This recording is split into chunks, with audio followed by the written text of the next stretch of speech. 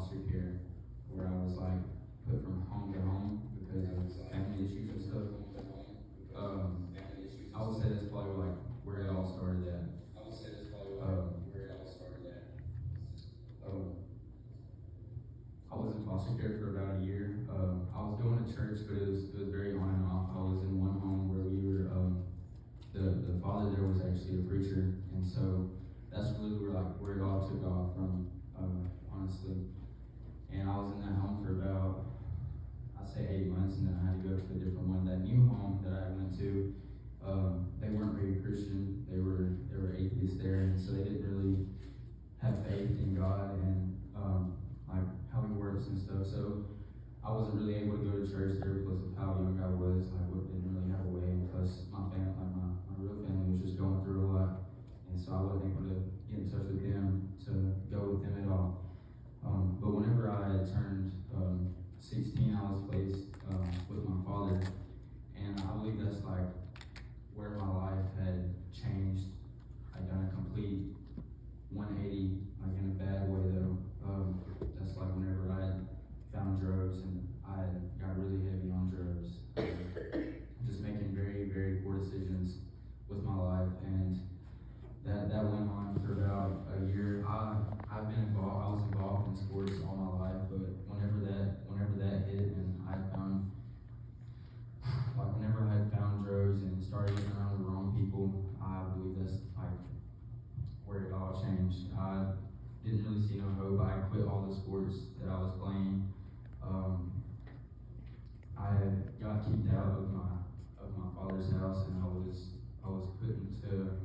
I was living with a buddy of mine, and like just everything. Like I was just making very poor decisions. I had this past year in October, I had actually went to jail. I don't know if I look like the type to go to jail, but I did. Like I was in there for 10 months, and that is definitely where Jesus took a toll on my life to make me help me realize that He's actually there for me and that I actually need Him. He was just talking to me in so many ways. Like I just whenever that happened, I knew that things just needed to change. I started reading the Bible. I started actually like making devotionals, like just sitting on my bunk in there, and I actually have some with me, but I don't know if I'll have time today to say one. But I'll be glad to do that. But it was just the prayers that I was having in there were just very heavy. Like, I could just feel it, and I was talking to my mother over the phone, and I was telling her like each day that I had made, and I was making a lot. I was telling to her over the phone. My mom's coming out here today, but definitely just this year in March, my father passed away, and we go through a lot of struggles, especially like losing somebody, and I definitely had questioned my faith. I definitely was. I was going like I was doing good with the Lord. I was doing the studies, like I was reading. I was putting every single bit of everything I had into the Lord. And whenever I lost my father, it definitely made me question my faith with God and if He was still going to be there for me. And because it just seemed like everything was just falling to pieces, I felt like there was no hope that I had. I felt like I had no more hope in life. I felt like I was never going to get out. I felt like it was just like my life was ruined. Like I was going from this past year at Colbert Heights playing football with Sam and playing baseball and doing like my senior year. I felt like I was just never. I just thought my whole life was over. I thought there was going to be no more hope at all. And then whenever my father died, it was bad. But like everybody goes through that time in life where they grieve whenever they lose somebody. Everybody has that grieving point, and that is definitely a part of grieving was whenever you question the Lord.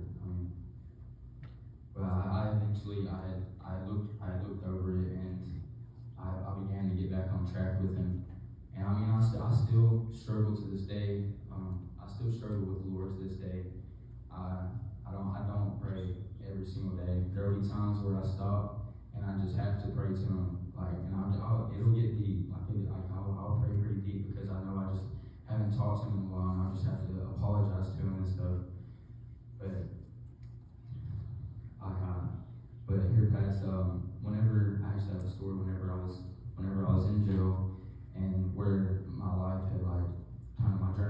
started with the Lord and how I knew He was going to be there.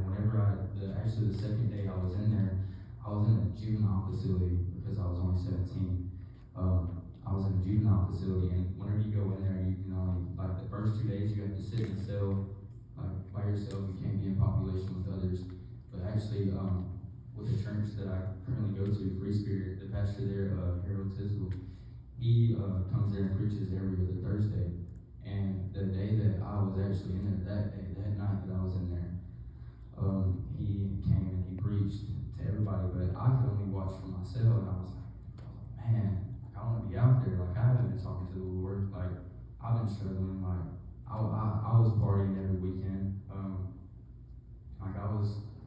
I wanted to be out there. I wanted to be involved, and I just sat on my bunk and just listened. And I was like, man, like, God, I want to be out there. Is there any way you could get me out there? And then it's crazy. It's just crazy for real. Outside, there was a gas tank that had blew up, like right outside of the facility, and the gas tank had like blown up, and they had to put the whole facility on lockdown because they didn't know if the fire was going to reach over there to the facility or not.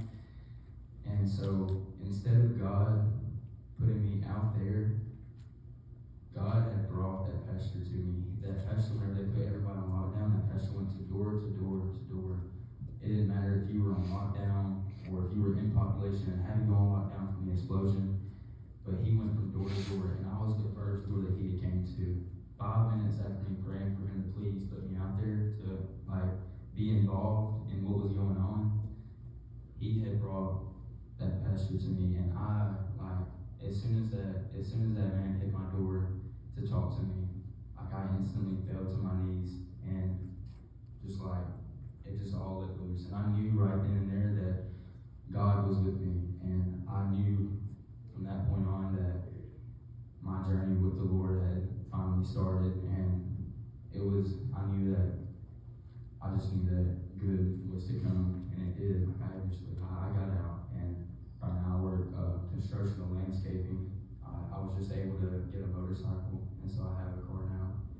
And so, I mean, things are going good. I live with my mother, and I'm just beyond blessed of what I have, how I've came so far. I appreciate all of you for letting me come talk to y'all and tell y'all